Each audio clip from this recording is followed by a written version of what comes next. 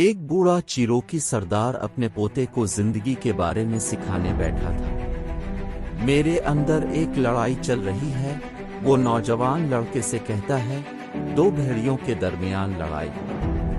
ایک بھیڑیا برا ہے، یہ بغض، غصہ، لالچ، خود ترسی اور جھوٹے غرور سے بھرا ہوا ہے۔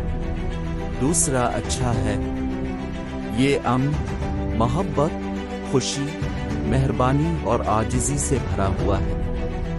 یہی لڑائی اب کے اندر اور روئے زمین پر باقی سب کے اندر چل رہی ہے۔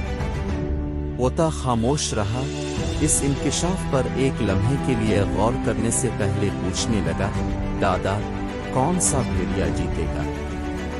بوڑھے نے مسکرا کر جواب دیا، جسے تم کھلاتے ہو۔ کہانی کا اخلاقی سبق: اچھائی اور برائی ہم میں سے ہر ایک کے اندر موجود ہے۔